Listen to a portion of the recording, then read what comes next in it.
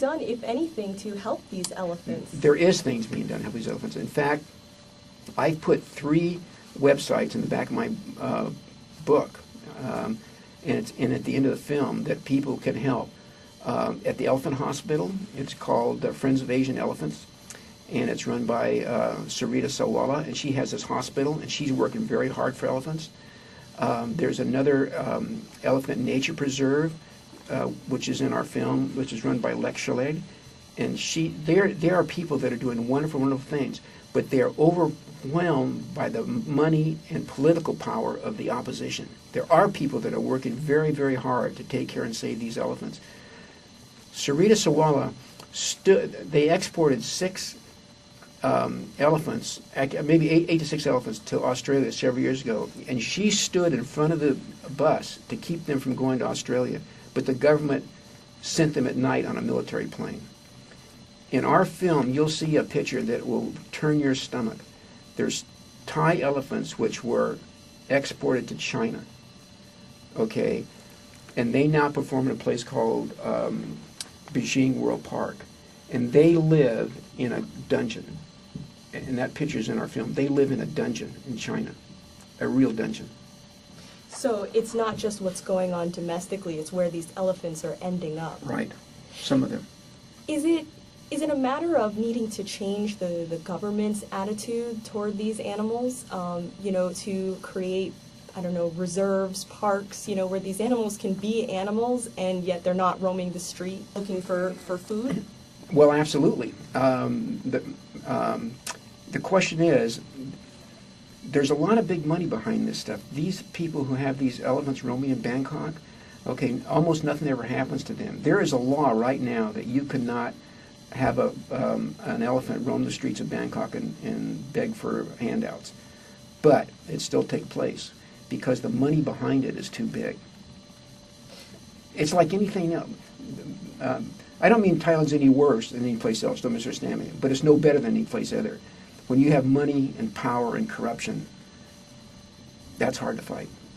It seems like there's this dichotomy between, wanting to protect the elephants, but as you pointed out before, there not being that many things you can do with an elephant. In order to care for it, to make sure it lives a healthy life, you need to have money to take care of that elephant. 100% correct. It's not like a dog. I mean, you can't put an elephant in your backyard. I can go right now, I can go get on a plane, I can fly to Bangkok and buy an elephant that's roaming the streets begging for food for $10,000.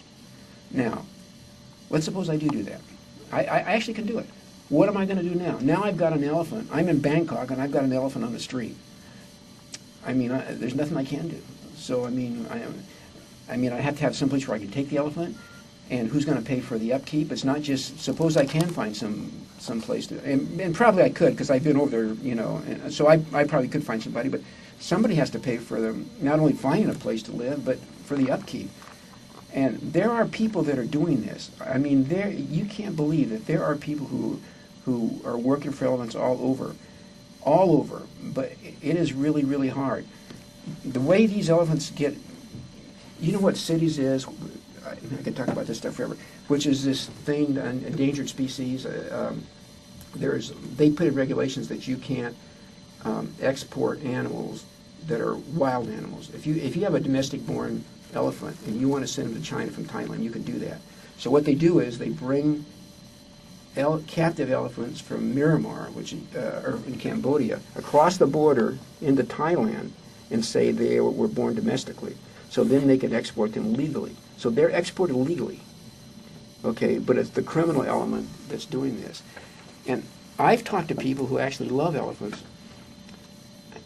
There's one girl who's actually Italian, and I said, well, what about this? They're bringing these elephants across the border illegally, and she says, well, look, what else do you want them to do?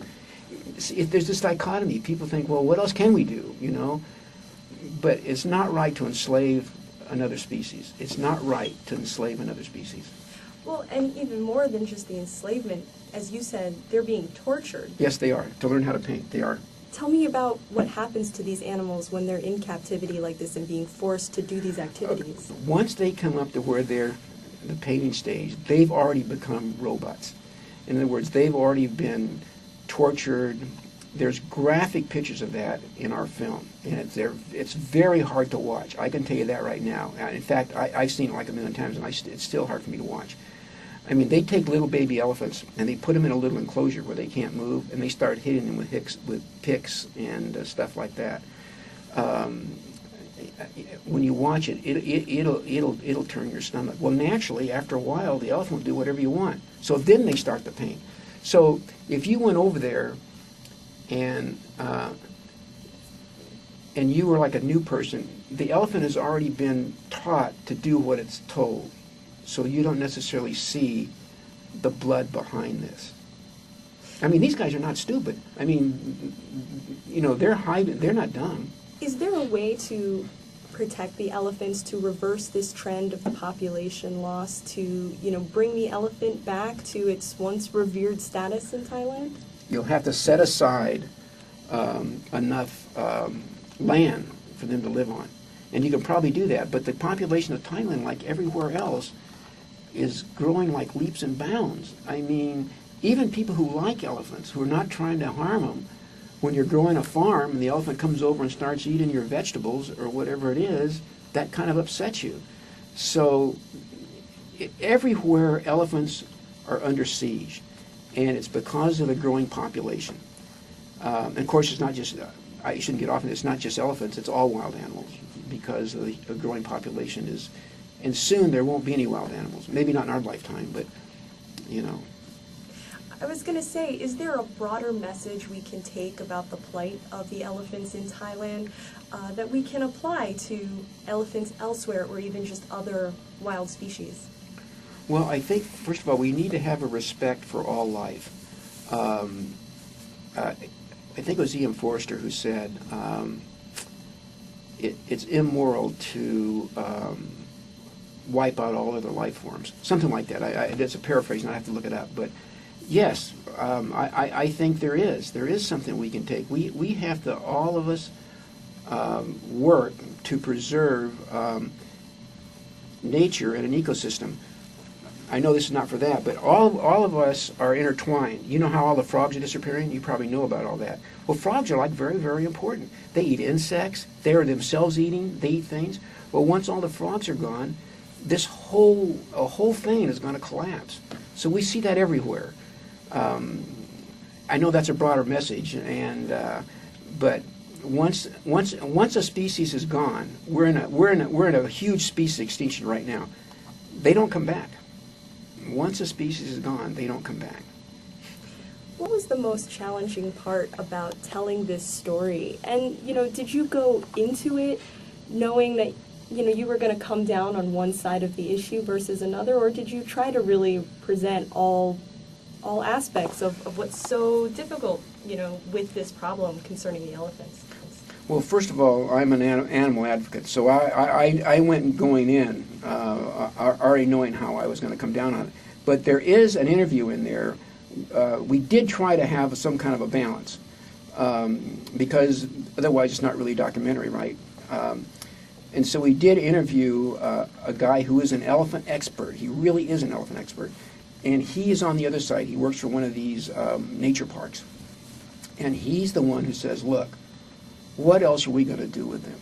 Okay, they give rides, okay, they paint, they've got an orchestra, they've got an elephant orchestra there.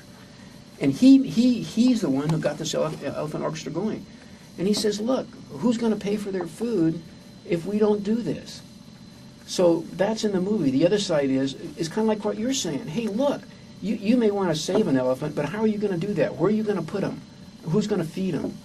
Now, there are sanctuaries that do that everywhere. There are sanctuaries in Thailand, and there's a couple of sanctuaries here in the United States.